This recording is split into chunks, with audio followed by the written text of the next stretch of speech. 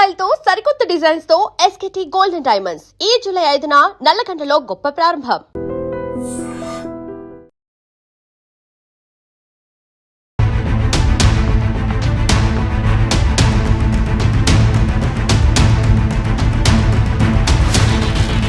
నమస్తే, welcome to I dream. నేను వలి. ఈ మధ్యకాలంలో అమ్మాయిలు ఎంత దుర్మార్గంగా, దారుణంగా మొగుళ్ళని, భర్తల్ని కొంతమంది అమ్మాయిలు చంపేస్తున్నారు మనం చూస్తూ ఉన్నాం. నిజామాబాద్లో జరిగిన ఘటన మీరు నిజంగా వింటే నిజంగా మతిపోతుందండి. ఇంత దారుణమా, ఇంత నీచమా, నిజంగా షాక్ అయిపోతారు. నిజామాబాద్లో ఏం జరిగిందంటే 3 ఏళ్ల క్రితం భర్త సౌదీ వెళ్ళాడండి. తన కుటుంబం కోసం మంచిగా కష్టపడాలి, డబ్బులు సంపాదించాలి, ఫ్యామిలీని మంచిగా చూసుకోవాలన్న ఉద్దేశంతో 3 ఏళ్ళు సౌదీలో కష్టపడి డబ్బులు సంపాదించి వచ్చాడు, నిజామాబాద్కి వచ్చాడు. వచ్చిన వెంటనే భార్య ఇట్లా వచ్చాడో లేదో 2 రోజుల్లోనే ప్లాన్ వేసి ప్రియుడితో కలిసి ప్లాన్ వేసి లేపేసింది. 3 ఏళ్ళు అక్కడ ఉన్నాడు కదా, ఆ 3 ఏళ్ళు అక్కడ ఉన్నందుకు 3 ఏళ్ల పాటు ఇక్కడ ఇంకొకరితో వ్యవహారం నడిపించి వాడి మోజులో పడిపోయి వచ్చిన భర్తని చాలా దుర్మార్గంగా చంపేసింది. ఎక్కడ ఈ చీకటి బంధానికి, ఈ ఇల్లీగల్ రిలేషన్కి అడ్డుంటాడు కదా, ఇలా వ్యవహారం సాఫీగా సాగదు కదా భర్త వచ్చేస్తే, అందుకే లేపేసిందనమాట. అసలు పూర్తి డీటెయిల్స్ ఏంటో ఈ వీడియోలో మీకు చెప్తా. ఈ ఘటన ఎలా జరిగింది, ఎలా ప్లాన్ చేశారన్నది. నిజామాబాద్ జిల్లా మోపాల్ మండలం నేల్కల్ గ్రామం అండి.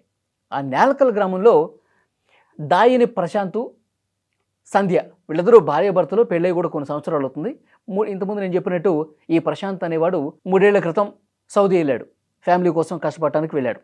3 ఏళ్ల పాటు అక్కడ ఉంటే ఇక్కడ ఈవిడ గారు నిజామాబాద్ టౌన్లోనే ఇంద్రాపూర్ కాలనీలో అనిల్ అనేవాడు పరిచయం అయ్యాడు.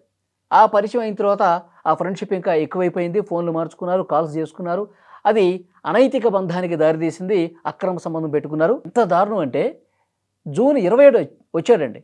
3 ఏళ్ల పాటు కష్టపడి పనిచేస్తున్నటువంటి భర్త ప్రశాంత్ మొన్న జూన్ 27 ఇంటికి వచ్చాడు.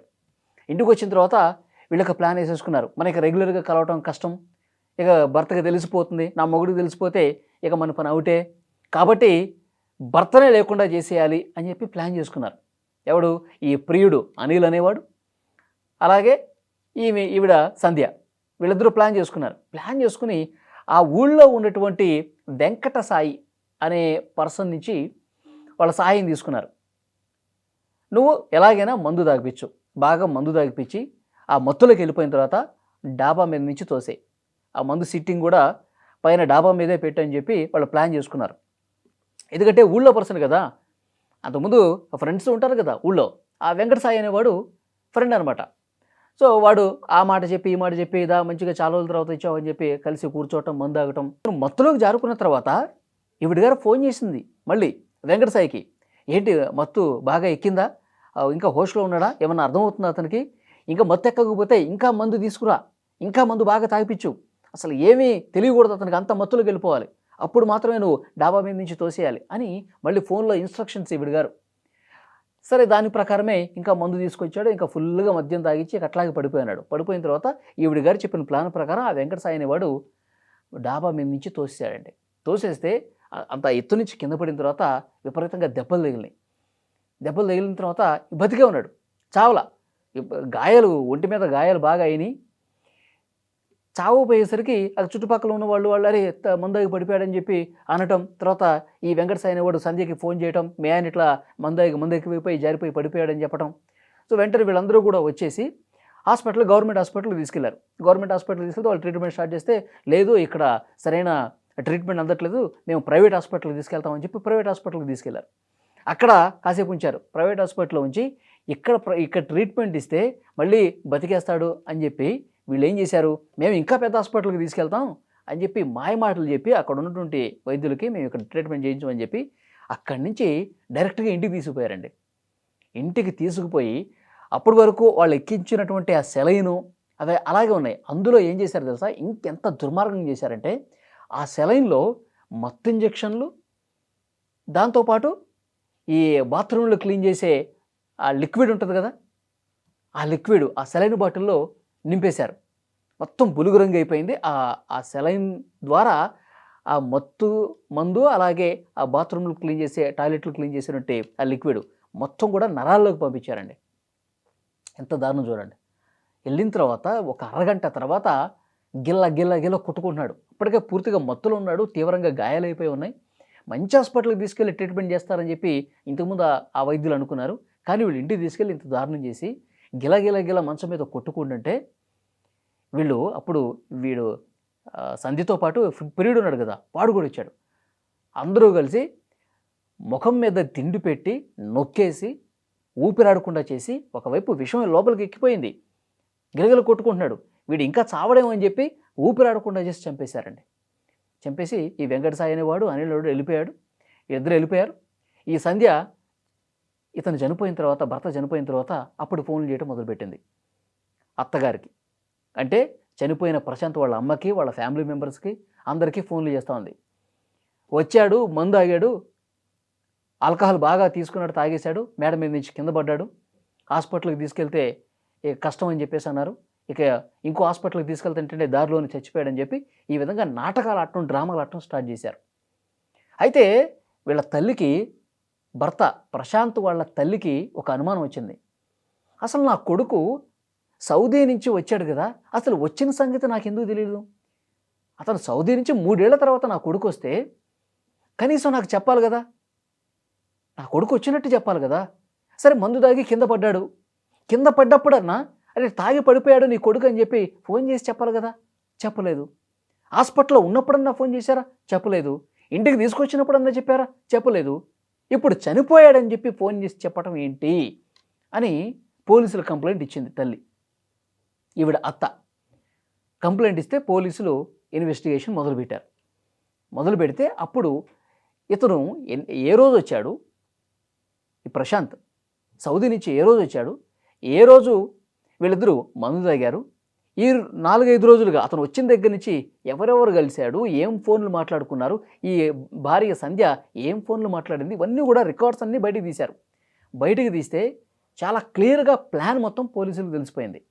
ఈవిడ గారు ఆ వెంకట సాయికి ఫోన్ చేసి కాల్లో మందు సరిపోకపోతే ఇంకా తీసుకురా, ఇంకా మత్తు బాగా ఎక్కిన తర్వాత డాబా మీద నుంచి తోసే, ఈ కాల్ రికార్డింగ్స్ అన్నీ ఉన్నాయి. కాల్ డేటా మొత్తం పోలీసులు తెలిసిపోయింది. ఇక్కడ ముగ్గురిని అదుపులోకి తీసుకొని పోలీసులు వాళ్ళ స్టైల్లో 4 పీకితే అప్పుడు నిజం మొత్తం ఒప్పుకున్నారు.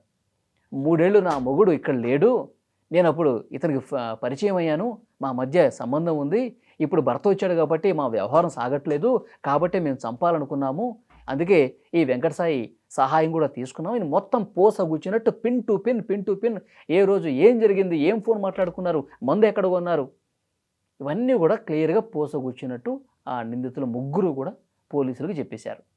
ఇది జరిగింది. ఎంత దారుణం చూడండి.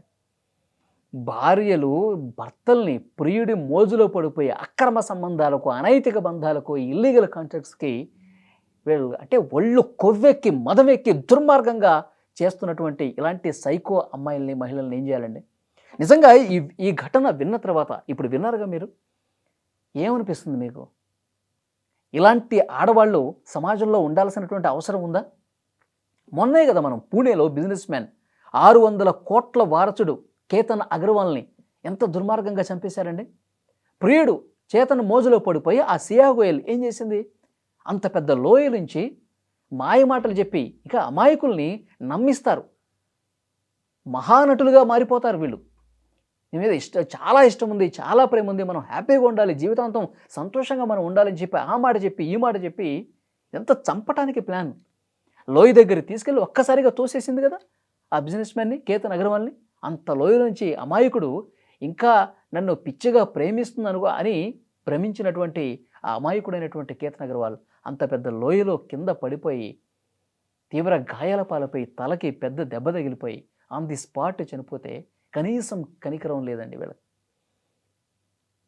ఎలా ఆలోచిస్తున్నారు చూడండి. వాడు చచ్చిపోతే నేను నా ప్రియుడితో, నా బాయ్ ఫ్రెండ్తో హ్యాపీగా ఉండిపోవచ్చు, హ్యాపీగా మేము ఎంజాయ్ చేయొచ్చు. ఇదే ఒకడిని చంపి ఎంజాయ్ చేయటమా? ఇక్కడ భర్తని చంపడం కూడా ఎంత దుర్మార్గంగా చంపారు చూడండి. సెలైన్ బాటిల్లో ఆ లిక్విడ్, టాయిలెట్లు క్లీన్ చేసే లిక్విడ్లు నరాల్లోకి పంపించి చంపటం ఏంటండి? ఎంత దారుణం అండి. వాళ్ళ తల్లి, ఆ కుటుంబ సభ్యులు ఎంత బాధపడతారండి. ఇంత గుండెలు బాదుకుంటూ రోధిస్తారు. ఇంత దారుణంగా చంపారా మా బిడ్డలని? సో ఇలాంటి దుర్మార్గాలకు తెగబడే వాళ్ళని ఏం చేయాలి? కామంతో కళ్ళు మూసుకుపోయి ఒళ్ళు మదమెక్కి కొవ్వెక్కి కొట్టుకుంటున్నటువంటి ఇలాంటి సైకో అమ్మాయిలను ఏం చేయాలి చెప్పండి? ఇవి రిపీట్గా అవుతున్నాయండి, సంవత్సర కాలంగా జరుగుతున్నాయండి. మేఘాలయ మర్డర్ కూడా అక్కడ హనీమూన్కి వెళ్ళినప్పుడు వాళ్ళు చేశారు అట్లాగే. అది కూడా పెద్ద లోయలో తోసేశారు చంపేసి. రాజా రఘువంశీ అతన్ని. కొన్ని చట్టాలు ఉంటాయి, ఏ నేరానికి ఏ శిక్ష, ఆ సెక్షన్స్ ప్రకారం శిక్షలు పడతాయి. కానీ ఆవేశం అలా ఉంది. ఇలా సైకోగా ఆలోచించే వాళ్ళని, చంపేస్తేనే మేము సంతోషంగా ఉంటాం అని ఆలోచించే వాళ్ళని చాలా కఠినంగా శిక్షించి ఇంకా వాళ్ళకి జీవితం లేదు, వాళ్ళకి ఇంకా లైఫ్ జీరో అనిపించే విధంగా శిక్షలు పడితే తప్ప ఇలాంటివి ఆగవు. నేను ఒకళ్ళని చంపితే ఇంకా నా జీవితం క్లోజ్, నా చాప్టర్ క్లోజ్. వీడిని చంపితే నేను హ్యాపీగా ఉండొచ్చు అనుకుంటా, ఆ హ్యాపీ అనేది ఉండదు అనేది చాలా బలంగా సమాజానికి ఒక మెసేజ్ పంపిస్తే తప్ప ఇలాంటివి ఆగవండి. ఈ వీడియో చూస్తున్న వాళ్ళు తప్పకుండా కామెంట్ చేయండి, ఇలాంటి ఆడవాళ్ళని ఏం చేయాలో.